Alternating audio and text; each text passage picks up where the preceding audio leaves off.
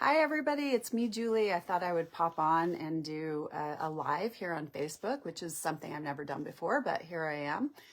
So I thought what I'd do is just talk a little bit about the negative cycles that couples really get stuck in and what that looks like, because it's a huge part of relationship healing is getting out of these patterns of conflict, right? Where couples really get stuck and it hurts the relationship and they don't get issues resolved.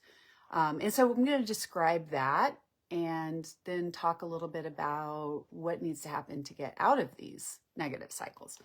And I have a couple of resources to recommend too. And I thought I would hang out, answer some questions that anyone has. So, all right, let's talk about that. So negative cycle. So a negative cycle is a pattern of communication where couples are just going back and forth, triggering each other.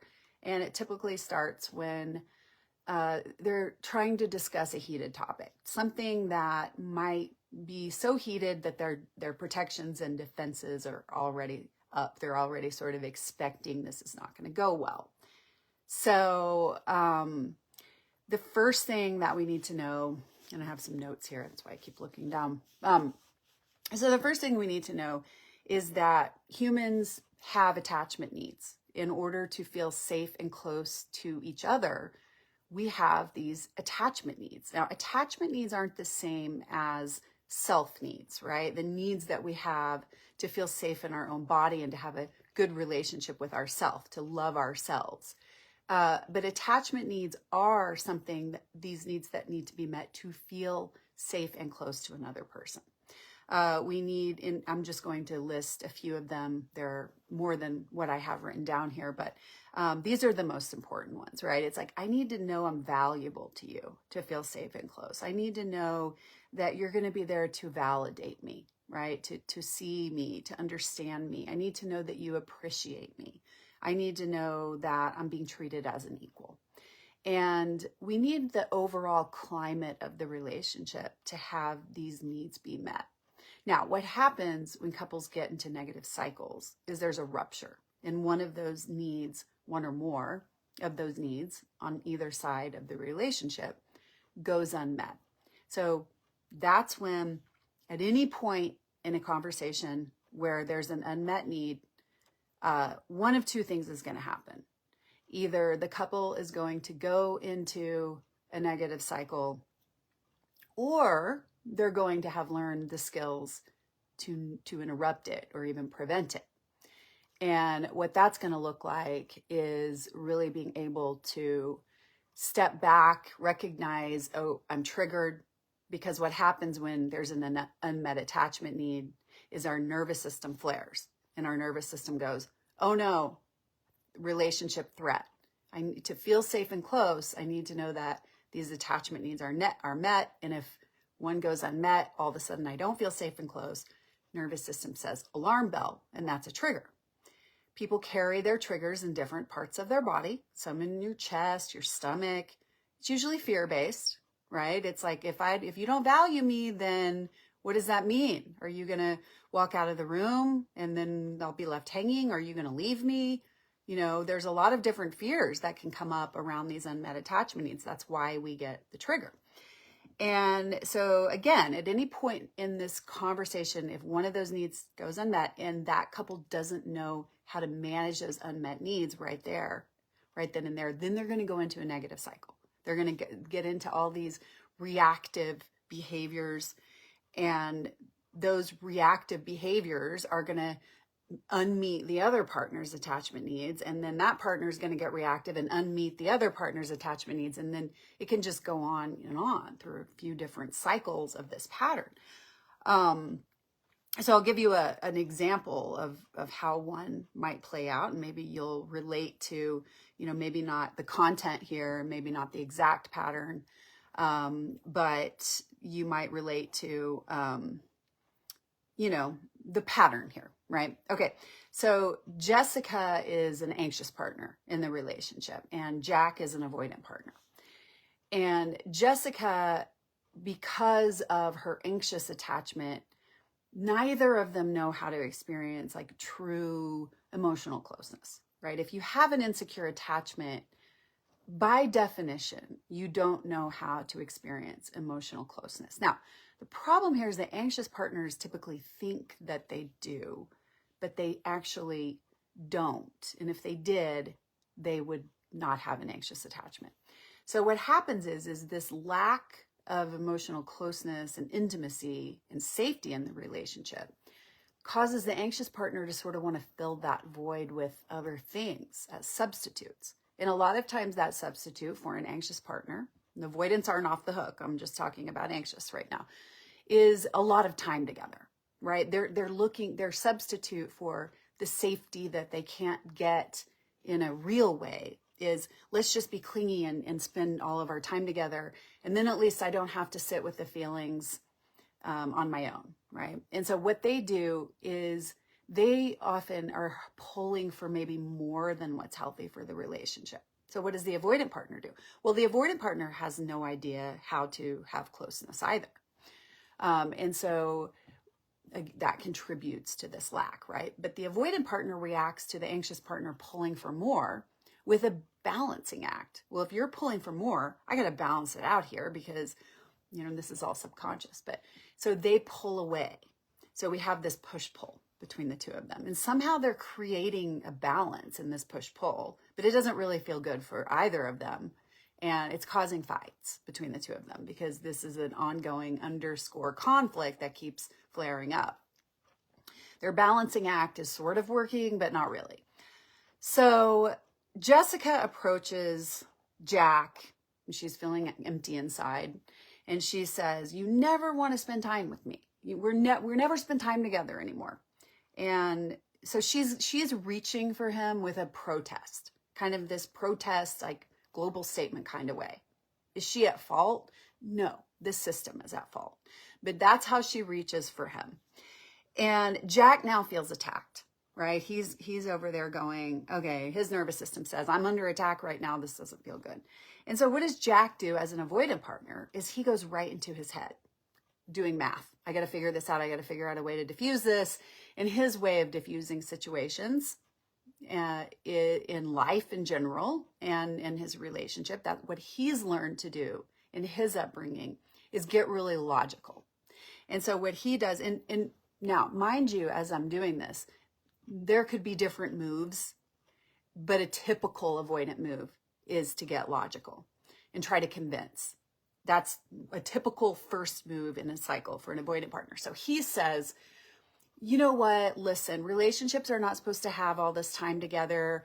This is, I've done research on relationships and couples should only be spending 2 hours a week, quality time outside of living life. And okay, so now what goes on with Jessica? Now Jessica's alarm bell flares and she's going, okay, now my needs aren't being seen and I'm not being responded to. And that feels really bad.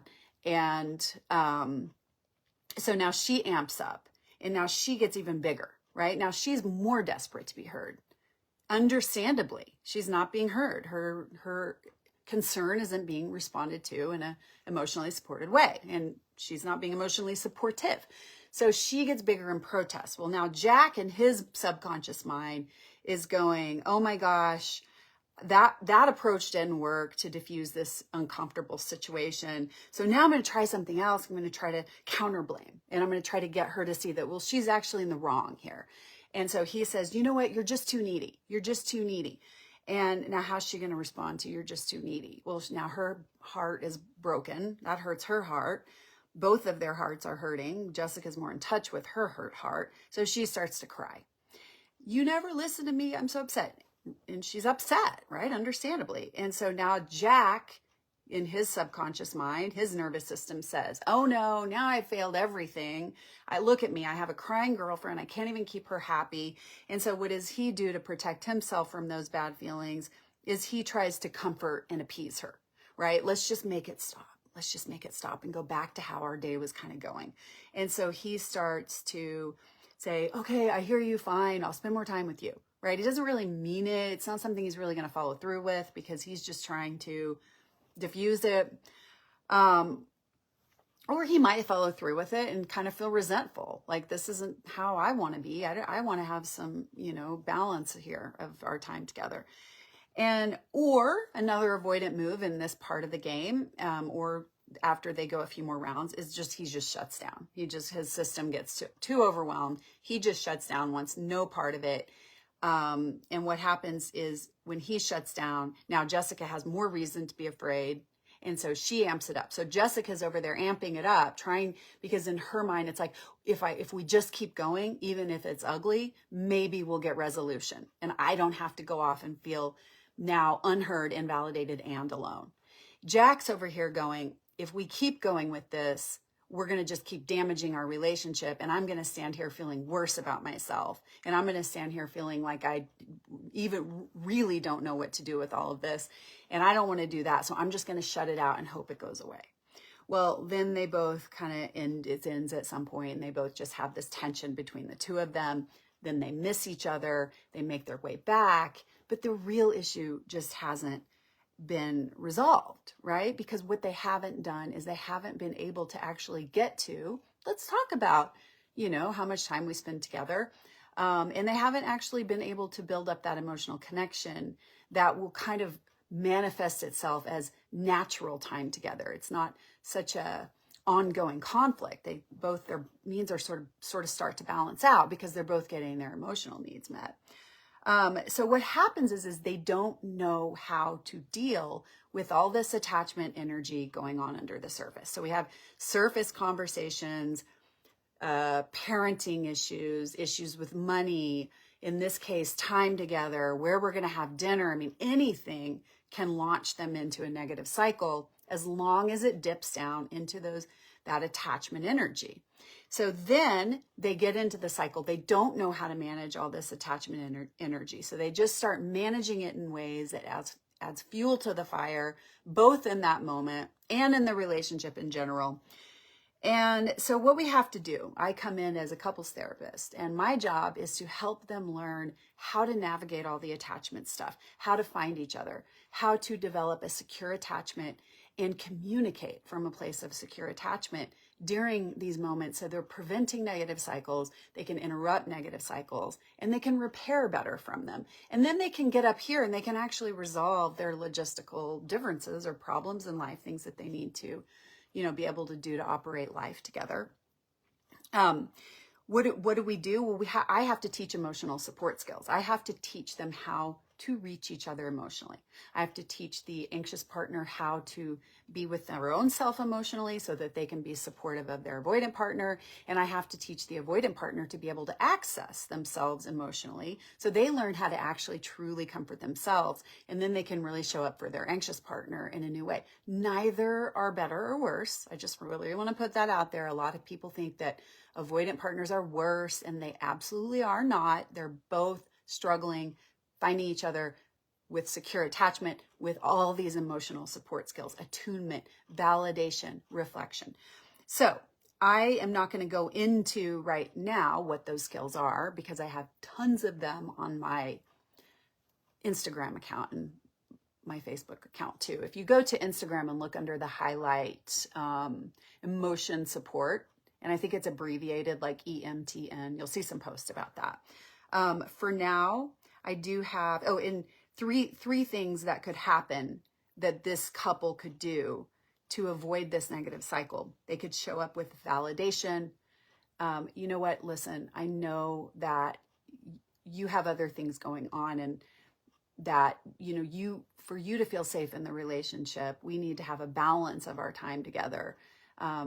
And at the same time, I have a need, and we need to kind of be able to figure this out without going into this negative cycle. That's not the best example, but it's something along those lines that is not, I'm going to give up my needs, or I'm going to make you give up your needs. But it's instead of launching into those places of protest and defense, vulnerability would be just, here's what's happening for me right now. I'm feeling kind of invalidated for my concern. Maybe I didn't bring it up in the best way, but what would help me right now is to feel like you can really understand where I'm coming from, even if you don't agree. Or calling out the negative cycle. This is our cycle. Let's not go there. Let's protect our relationship from this. Self-regulation, co-regulation, all of these things can help couples escape. So again, that one of the resources is the highlight on Instagram, emotional support. And then this is a great resource for negative cycles. This is Sue Johnson, Hold Me Tight. She created the type of, she's brilliant. She created the type of therapy that I do, which is called EFT.